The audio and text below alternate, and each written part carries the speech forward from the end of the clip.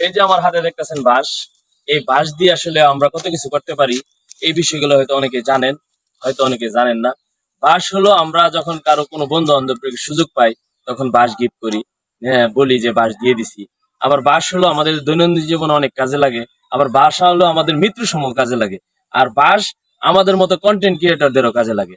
তো এরকম একটা বাঁশ হইলে আমরা কন্টেন্ট ক্রিয়েটররা অনেক উপকার পাই। তো এই বিষয়টা আমি দেখাবো আমরা বাঁশ দিয়ে কিভাবে ভিডিও তৈরি করি। আর বাঁশটা আপনি প্রথমত 5 ফিট কিংবা 6 ফিট আনুমানিক একটা বাঁশ নিবেন। আর বাঁশ দিয়ে আপনারা কিভাবে ভিডিও তৈরি করবেন, বাঁশ এই বিষয়টা আমি আপনাদের সামনে তুলে ধরার চেষ্টা করতেছি। তো আপনারা যদি সময় থাকে একটু দেখে যাবেন। এই যে দেখতেছেন একটা বাঁশ, এটা আমি আগে রেডি করে রাখছিলাম। এই যে বাঁশটা আনুমানিক 5 ফুট 4 ইঞ্চি কিংবা 5 ইঞ্চি। তো এরকম ভাবে আমি বাঁশটা কাইটা আগেই রেডি করে রাখছি। আর নিচের অংশটুকু এইভাবে আমি একটু আহ, মানে যেটা গ্রামের ভাষায় বলে এটা খোদাই করে একটু চুক্কা করে নিছি। তো এই বাঁশটা আমি এই বাঁশ দিয়ে আমি যে ভিডিওটা তৈরি করব সেটা আপনাদেরকে দেখাচ্ছি। আমরা যারা ছোট্ট কিংবা ছোট ছোট কন্টেন্ট ক্রিয়েটার তাদের জন্য বাঁশটা অনেক উপকারী। তো এটা আমি দেখাচ্ছি আপনাদেরকে। তো আপনারা যদি সময় থাকে একটু দেখে যাবেন। এটা আপনারা শিখতে পারলে আপনাদের অনেক উপকারে আসবে। আমি নিজেও জানতাম না যে বাঁশ এমন উপকারী একটা জিনিস। তো এইটা আমি কি করছি, আমি আমার যতটুকু প্রয়োজন আমি যতটুকু অতটুকু কাটছি। কাটার পরে এটা মাঝখান দিয়া এভাবে দেখেন, এই যে এভাবে আমি বাঁশ দিয়া মানে বডি দিয়া এভাবে ছিদ্র করছি। এই যে চিরছি যেটা বলে চিরা, এই জায়গায় একটা গিট্টু দিতে হবে। হয়তো ভিডিও তৈরি করবো বিদায়, হ্যাঁ আমি সময় পাই নাই। আর আমার বাঁশটা অনেক পুরাতন, তো হয়তো নষ্ট হবে না সহজে।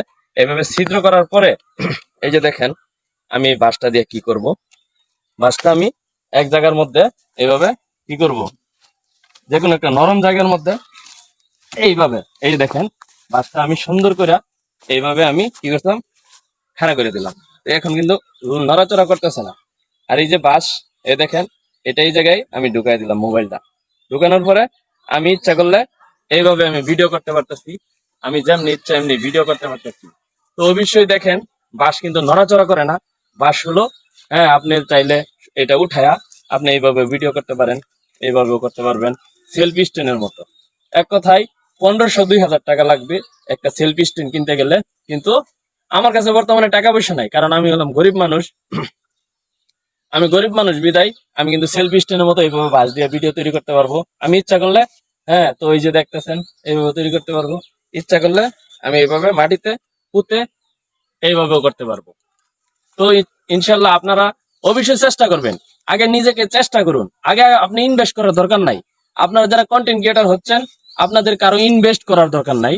আপনারা ইনভেস্ট ছাড়া, কোনো কিছু ইনভেস্ট ছাড়াই আপনারা বাঁশ দিয়ে এইভাবে একটা স্ট্যান্ড তৈরি করে ফেলুন।